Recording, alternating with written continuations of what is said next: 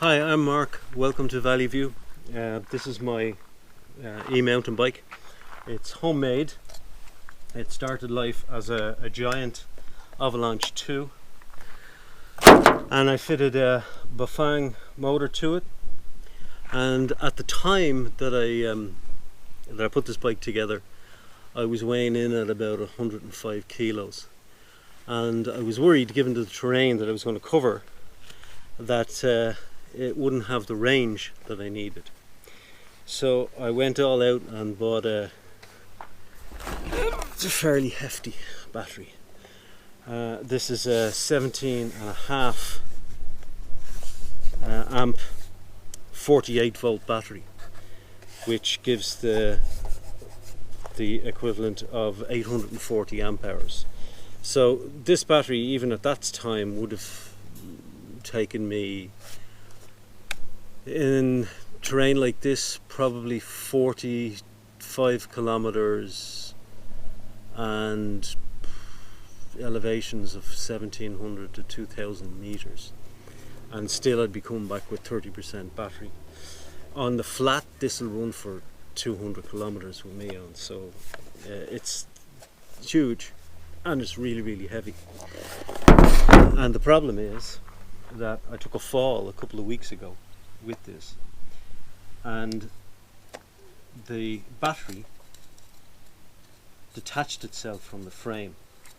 And as you can see here, move this around, the spuds that were for the water bottle, which was used to support this, have come completely free from the frame and left huge gaping holes. And although they'll sit into it now, the only thing that's holding this on is this wire tie. So I've come to the conclusion that it really doesn't matter what you do with this, it's never going to be secure enough with this weight of battery for off-road stuff. The hammering that it takes is absolutely enormous. And so what I did was I decided to go for a battery bag. So you're going to get me to see me open this. I've ordered this from Ali Baba, I was going to say, but you know what I mean.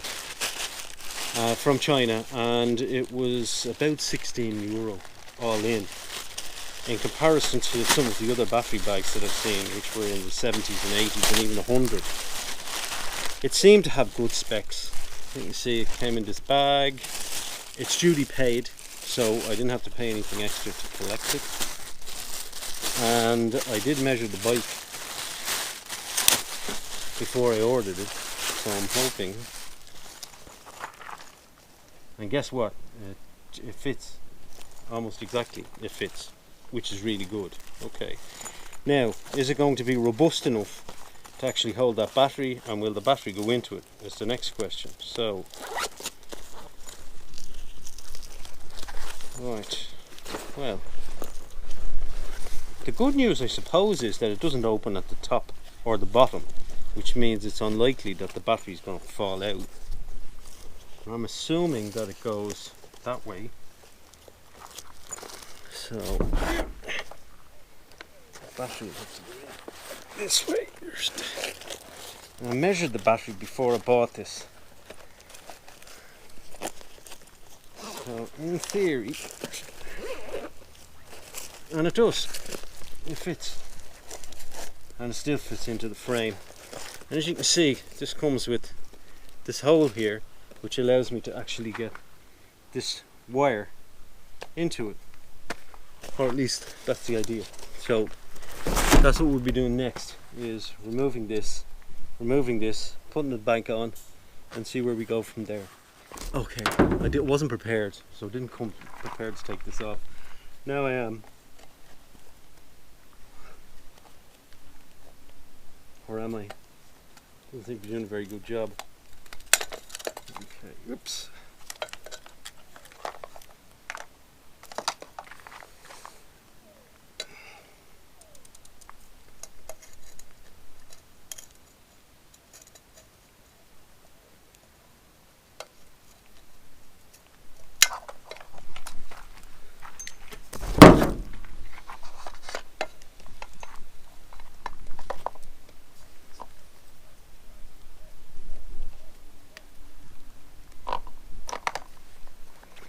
Okay, and you can see that this has actually come out with the inserts. Everything is detached from the bike, and you can see the holes that we're left with here. So there was no way that you could actually make that. I mean, I've got more of these little spuds in the frame, and I could have it re-drilled and put them back in, but if it did this once, it's only going to do it again, so what's the point? There isn't. The bag makes more sense if it works. First thing I'm going to do is take this back out again.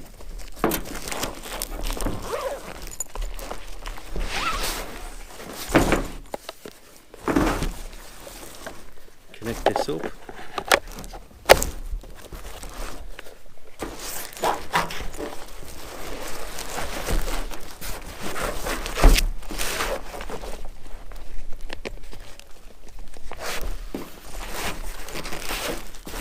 Let's see how it goes.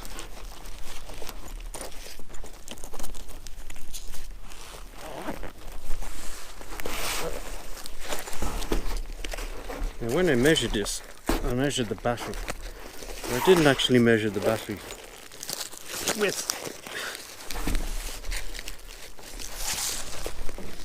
with the receiver on, and now it's looking less like that's a runner. Although the receiver isn't actually, it's making it deeper but not. Okay.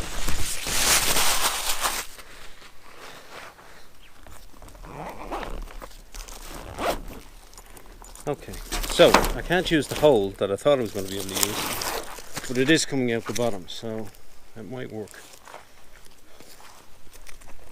Next is,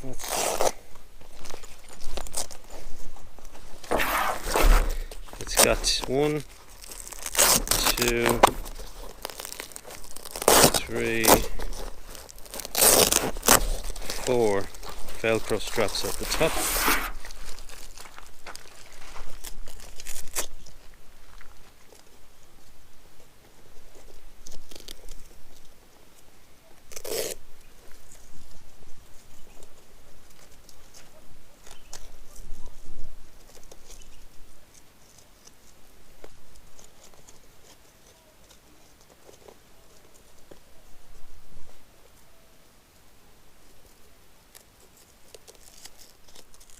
Okay, so I've got these straps I'm putting on loosely.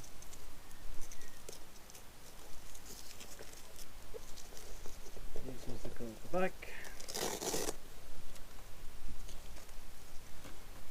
Be careful not to interfere with any of the stuff that's here already. Any of the wiring or cabling.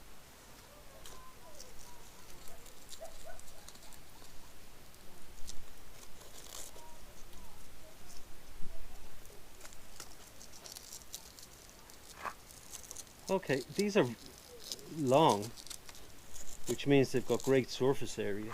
I gotta say, that's good. Better than I thought it was going to be, considering the price. The Cadora feels good. Not sure how waterproof it is, but it certainly feels robust. Hard wearing.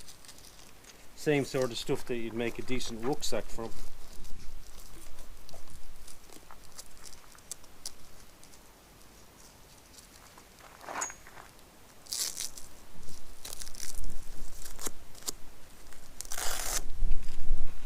One more on this side.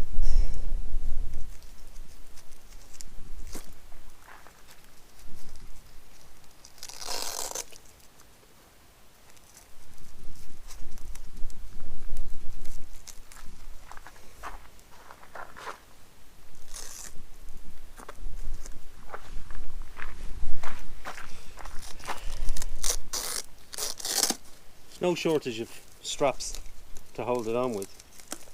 That's for sure. Okay, so the GoPro died. It's too hot, 30 something degrees at the moment, and it was out in the sun, so it just switched itself off. Then when I eventually got it back on again, it told me the SD card was full. So here we are, we're on the iPhone now. Okay, I got all the straps done up, and it seems pretty secure. and the lead comes out at the right end, so now it's just a matter of connecting these two leads together in theory, and that's done. So now our situation is that because it's got straps all here and all here, which makes it very secure, and at the back here, the straps at the back are actually over the zip. So in order to start the battery, I'm going to have to undo the zip. Let's see if we can do that without too much trouble, and then you got to put your hand in here and try and find the button. We've got to find the button that turns the battery on, and we're not finding it. So how much do I have to undo in order to be able to get into the back?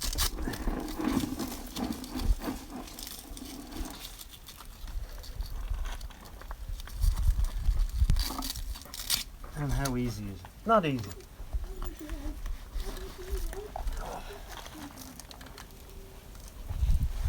Okay, so now it's on. I've got to close the zip. Hello, little dog.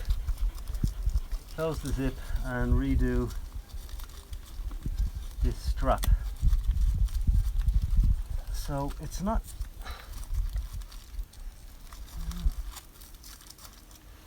as easy as you'd like it to be. Okay, let's check now, see if it's working. And it is, comes on.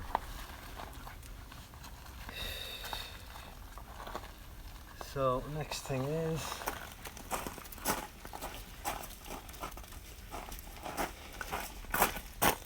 does it work?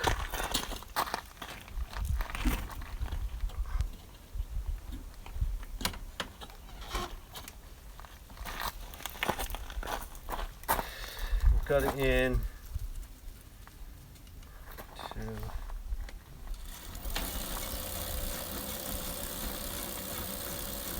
working fine. Battery feels very secure, but I won't know if I take it on the first ride. So that's as much as we can do now. And after taking it for its first ride and bounce around a little bit, I'll tell you some more about it. I've now had a 40 kilometre off road ride on very rough tracks, and I must say I'm very pleased with the bag itself. It's lasted really well. The issues I had was it changes the position of the battery, and for some reason or other it seems to lift it higher, and that changes the centre of gravity of the bike. And what it means is that when you're trying to lift the front wheel, get over an obstacle or whatever, that it takes a lot more effort. So I'm going to have to relearn how to actually do that.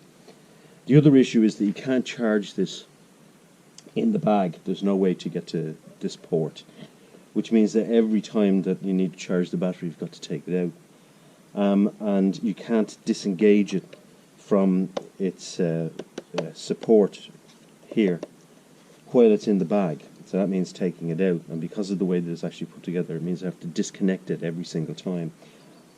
I hate undoing these connections because eventually they wear, and then you start getting problems with the actual connection, making a connection with the battery. So that's the only downside. However, given the fact that the battery's staying in position and that the bag's supporting the weight, it's a reasonable compromise. So yeah, the bag has definitely worked out for me, I have to say. I also changed the front and rear tyres on this and put a new brake pads in the back. The brake pads have been wonderful, great job. The tyres, a lot more resistance than the tyres that I had on it before, so you have to push a bit harder. You don't notice it when the terrain is rough, or on anything smooth it's a significant difference. I'm about to do a 60 kilometre ride today, and most of that's going to be on tarmac. So I'll have another report on these tyres by the time that's finished. And I've got to put this battery back in, and you know what a hassle that is. Okay, until next time, bye bye.